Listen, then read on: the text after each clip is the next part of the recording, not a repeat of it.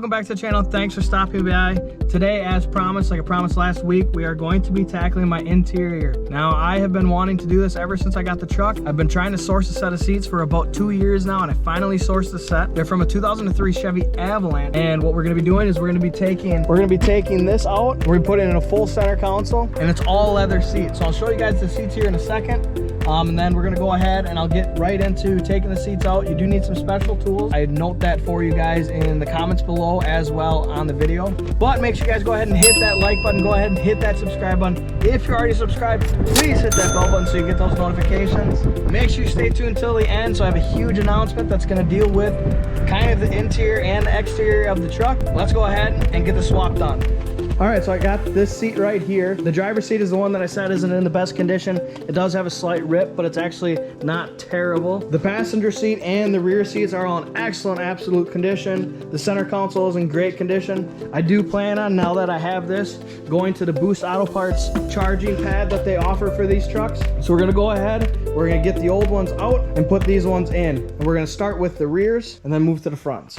All right, so it's very simple. You've got 4 bolts. You got 1, 2, 3, 4, and that'll take care of this side. Don't mind my dog hair mess. I've got 2 German Shepherds. It is an 18 millimeter. So you're gonna go ahead and take these 4 bolts off, and then we'll hop on over to the other side.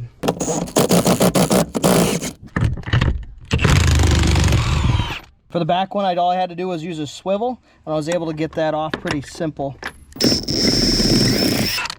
All right, so before we hop over to the other side, I'm gonna show you this real quick. There's a little cap here, and that'll show you this bolt for this seat. Now you're gonna wanna take this bench seat here. You're gonna wanna take this out first, so you wanna detach it from here before you take this one out. That way you don't have to try and take this entire section out, which this whole section to take out at once would be kind of a pain. You take just this part out, it'll be a lot easier instead of the whole thing. So I'm gonna show you that real quick. You're gonna have to disconnect it here, and then you're gonna have to disconnect it down here as well, which I'll get you a better look right there. So there's bolts there, and then there's one back here that you'll have to get. It's very simple, trust me. All right, again, as I will keep stating it throughout this video, do not mind all my mess back here. I'll clean it up eventually. Taking out these seats will help me clean it all a lot better. So I've got a 13 millimeter here to take these 2 out.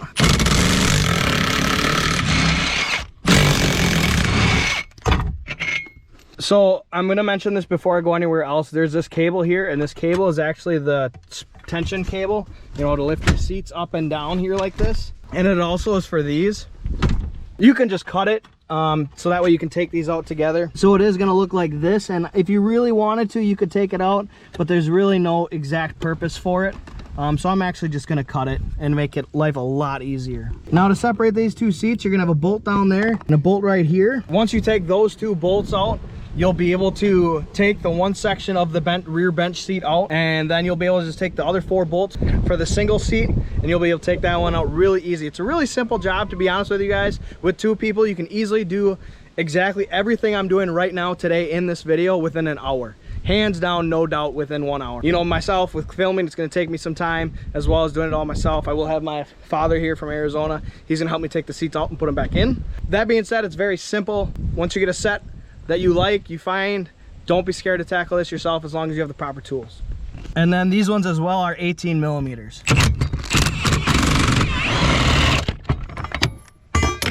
This is exactly what that bolt is gonna look like. Don't mind my hand, I was doing some painting earlier today. And this is what those other ones will look like as well. So these little ones here were just little 13 millimeters, come off really easily. Now to get this out, you're gonna need to get that back one back there off for the rear, this other side of the rear seat, because this seat belt is attached to it for this side. So unable to get that out, you're gonna have to take that off. All right, so I'm gonna show you this concoction here. I was able to get it wedged between the seats with a swivel, a deep socket. I had a real long extension, a swivel, and a deep socket. I was actually able to get that one back there pretty easily. All right, so now that we got that side out and disconnected, we are going to now take this out, and then we just have these 3 remaining bolts right here, and those will all be 18 millimeters.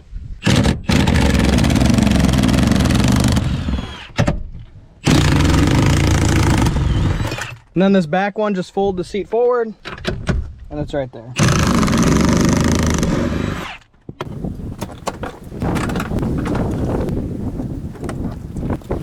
Okay, so now this with the front seats, this is where I'm talking about. There's a specialty socket, and you're gonna want to pull them all the way back and able to get to them. So here's one, and then there's one. These are E sockets, and the front specifically, I want to say are E20s, and the backs are E14s. And we'll deal with the backs when I get to that point. But before you do anything, you're gonna want to make sure you get these sockets. Most of them are special orders, so you're gonna want to go on Amazon, and I'll leave a link in the description below for this exact kit. But make sure you give yourselves, at least before you start this project, at least 2 weeks and able to get these right sockets in before you do this, because you're not going to be able to do any of this without those sockets.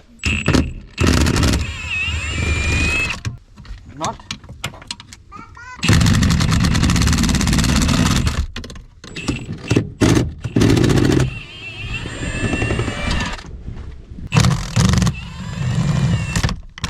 All right, so now once you get the fronts taken off, you're gonna need to move the seat all the way back forward and able to get at the back ones. So obviously, definitely take the front ones off first. It's a lot easier.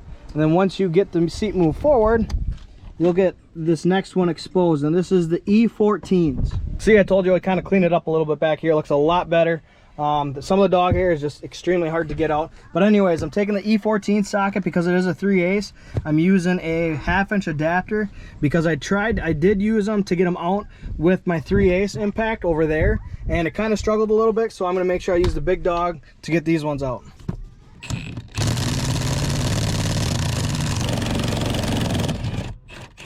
Now, as you see here, these are actually bolts. Now, I can't explain to you why these ones are bolts versus the rest of them are nuts, so just keep that in mind. Once you get over here, you have a little plastic cap here. You just pop that plastic cap off and it exposes the next one for you.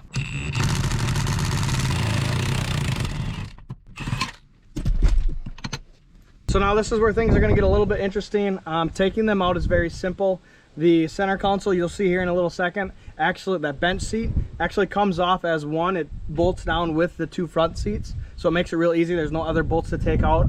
But what's going to get interesting is when I have to pull it in the new seats, is I don't have powered seats on my passenger side, so I'm going to have to get power to that side. And I do believe it is just a motor, so I just have to get the power to the motor, and that'll be it. I'm probably going to splice off of the driver's seat and send it over. That'll be the easiest way to do it. So the way I'm going to do that, I'm going to make sure I show you guys that.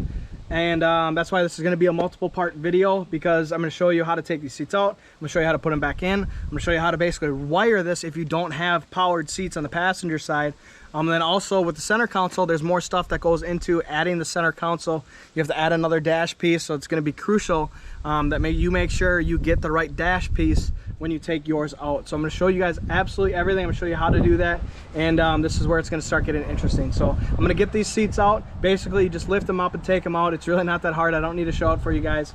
So next step, I'll see you when the seats are out. One thing I did not show you guys is I forgot to mention the electrical connector here. It's very simple. Just pops out just like that. Really, really simple. This is the electrical connector that goes down through the floor. So once you pop that off, go ahead, get this one off, and it's just that easy. So this is what it looks like with the seat out. Again, here's the bench seat in the center. That is just specifically same bolts, same nuts, very simple to take out. Just lift that out and you're good to go. So if you're adding a center console like I am, you're gonna have to remove this part of the dash, this lower part here. And honestly, it's pretty easily, it's a bunch of 7mm bolts you've got down here. You've got some more right here, and then one up in here. Then you've got some down here. All right, so when you're trying to pop your dash piece off, keep in mind you're gonna have these metal clips here, kind of like your front grills. You're gonna have to give it a lot of pressure and a lot of force. You're gonna pop, you know, like this bottom one popped off on me, but don't be afraid to break it. And then back here, you're gonna have your cigarette lighters. You're gonna just have to disconnect these. Which to disconnect these, you just have a little tab here.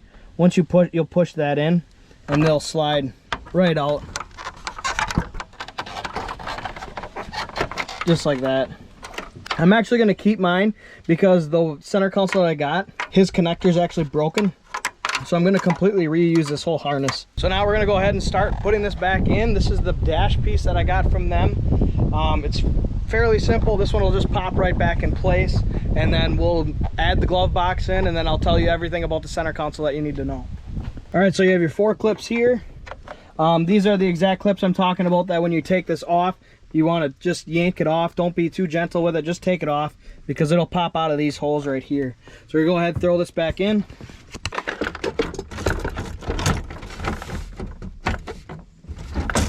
You'll slam it in like this and it'll actually tuck underneath. There's a lip inside, tucks itself underneath this plastic here. So then again, you've got your screws. You know, you've got your screws to put in here. You got to put your screw on here, your screws in here, and everything absolutely lines up. You know, it's crazy to think, you know, you spend all this time looking for interior parts from a Silverado, and that's what I've been doing. And here, lo and behold, Avalanche works perfectly just fine. There will be some different wiring that I'll have to do. Like I said, I'm going to go into detail with you guys with. Once we get this all put together, we can then focus on the seats once we get the seats in. So now that we got this in, you can see it now that I have this edge here. The center console will go real nice in here. This is all nice and closed up to where it works perfectly fine now. It's very nice that I was able to find the exact interior match for the color because my truck uses that dark charcoal instead of the lighter gray. And that was actually one of the biggest struggles for me to find leather interior seats, was to find that dark charcoal interior seats. And so, like I said, I'm very excited. I'm very happy. Stay tuned for the end of this video. I have a big announcement to what I'm doing to this truck. So for anybody that had any doubts, this is exactly how it's going to look. It goes right in the same spot as the front seats. Like I said, this is from a 2003 Avalanche. It fits absolutely perfectly. It even has the cutout right here for what you need for that goes over. Here's the other side. Like I said, it fits perfect. Doesn't skip a beat. It fits absolutely perfectly. I'm very happy with it. I'm very excited about it. So the one thing is I had to fish this through first before we put it in. You know, I actually thought I could put this on first, but I wasn't really thinking. But anyways, then I'll connect the cigarette lighters back up and the cigarette lighter and the 12 volt back up, and then we'll get the seats in. All right, so what we just figured out right here, these two wires right here, this black and this orange, what we're gonna do is we're gonna cut these out of this harness, and we're gonna basically, you'll see tomorrow, because I'm gonna pick this up tomorrow. For you, this will be within seconds. I'm gonna cut these wires, we're gonna tie these wires through, and we're gonna run new wires over to the next side, because my passenger side doesn't have power, and the lumbar, the up and down, the front and back, all runs off of just those two wires for all the motors. So we just have to run two wires over the passenger side, and we'll have power on both sides for these motors. It's very simple. We'll see you guys tomorrow morning. It'll be in a couple seconds for you guys, but for me, it'll be whatever, 12 hours. All right, so we are now on day 2 of my timeline here. Show you what we did. So I got the seat, we've got the seat installed. Well, not installed, but we've got it in place now. We have not put our new bolts on. So my passenger seat doesn't have power.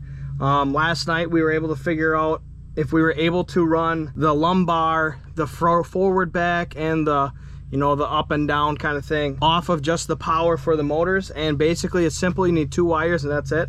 So what we're gonna do is I'm gonna show you how I'm gonna splice this. What I did is I ran 2 12 gauge wires. That's what this is here, going to the motor. I ran 2 12 gauge wires up through the center console, back down through the other side here. You'll see that better when I get to that side. But anyways, what we're gonna do is we're gonna splice basically the incoming power here. And then what we're gonna do is we're gonna cut, because this is heated seat. I'm not using the, oh, color weirdness. I'm not using the door panels from the vehicle. I didn't pull the harness to get the heated seat options. I specifically wanted the leather seats and the lumbar option for both the driver's side and the passenger side for the long trips that I take. And it's gonna make a huge difference for me. So basically, we're gonna go ahead and cut those wires off of the existing harness for the seat, which really doesn't make that big of a deal because the existing harness is still gonna be there and working. And then for the seat belt charm, I'm gonna run it as is without it being plugged in. And if it doesn't go off, then I'm basically gonna take the 2 wires and put them together.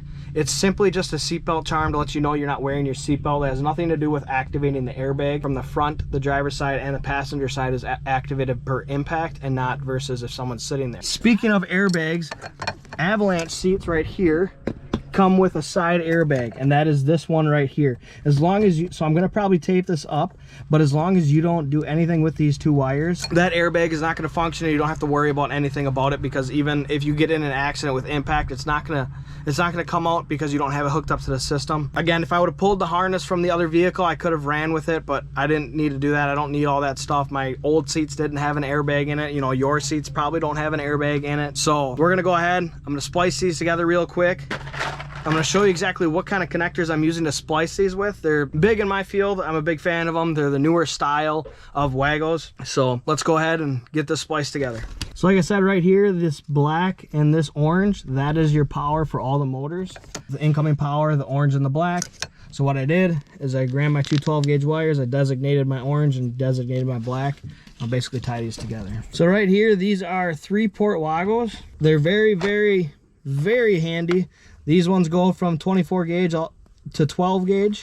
Definitely something that I would get if you guys do anything in the automotive industry as well as the electrical field. Not quite sure why the automotive industry doesn't use these, because it's a lot easier than, say, Scotch locks, and it's a much better connection that you can get from any type of connector.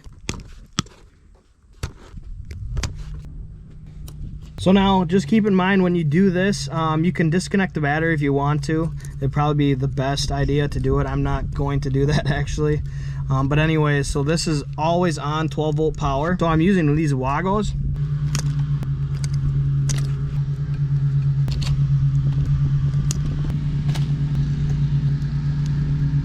So like I said, in regards to the two doorbell ring sensor wires, the doorbell chime, you should say, I'm just gonna leave them like this for now. If my doorbell chime doesn't go off, I'm gonna go ahead and tie these two together. So now that I got it tied together, before I put any of the bolts down, I wanna make sure my electrical connections work.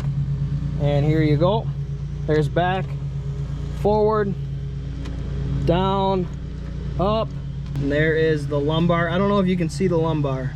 Like I said before, I'm basically just gonna kind of tape this up just for precautionary reasons. I'm also going to tape up these connectors here just so they don't get erosion or anything like that over time. So now that I got this all taken care of, I'm going to go ahead and get my bolts in there. Again, this is an E14 millimeter, a very, very strained socket size.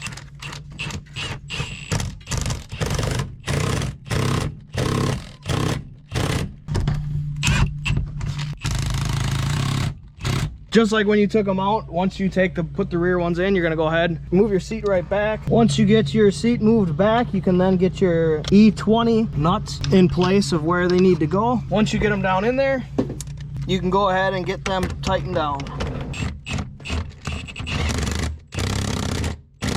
Same exact thing you did over here, you can do the same thing over here. You're gonna move the seat all the way forward, which it should be because that's how you took it out. You'll put your E14 bolts down here, and then you'll wire this in. Like I said, I ran it right through the console like that. I snuck it underneath, and then it tucks in really nice over there like that. All right, so I'll say it over and over and over again. This is from a 2003 Chevy Avalanche. So if you're looking for different interior seats for your truck, say if you want cloth seats and your cloth seats are completely ripped up, make sure you check Avalanches because they direct swap over this entire interior from the seats, the center console, and that dash piece I needed for the conversion came right out of an Avalanche. Let's talk about exactly why I'm not putting in my rear seats. Now I'm sure a lot of you are probably thinking that I'm putting subs in or something like that. I'm definitely not. I'm going to be doing something, that's why this is going to be a multiple process video. I'm going to be doing the uninstall, and I don't know if I'm going to do an uninstall and then an install all in one video, because I really want to make this to where you guys, if you like the way it looks, there's going to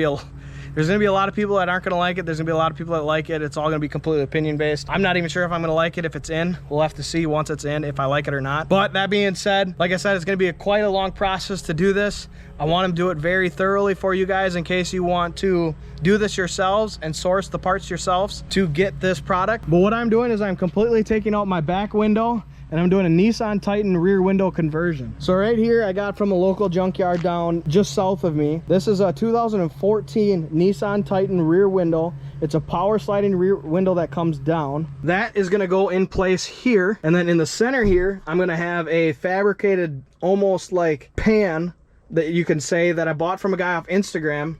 And when I do this, I'll leave his link in the Instagram below so you can get this product from him, because it makes life a lot easier. It's already, his measurements are already all figured out, everything you need to do.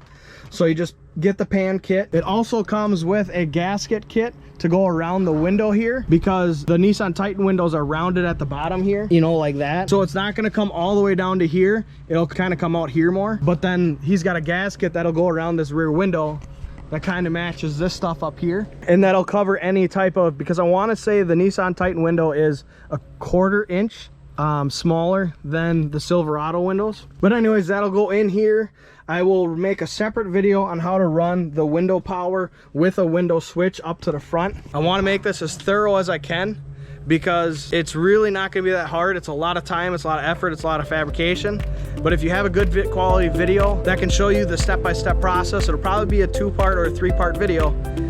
You guys can definitely do this yourselves. If you don't like it, you don't like it. It's my truck, and I guess I really don't care. That being said, make sure you go ahead and like this video and subscribe to the channel. If you're already subscribed to the channel, please hit that subscribe button so you get those notifications. I'm very excited for this whole process. I've wanted these leather seats in my truck for an absolute long time, and I'm excited to get them. I really like the fact that I have lumbar support now. I'm beyond excited about this Nissan Titan rear window swap. Have yourselves a great week and a great weekend, and we'll see you guys next week.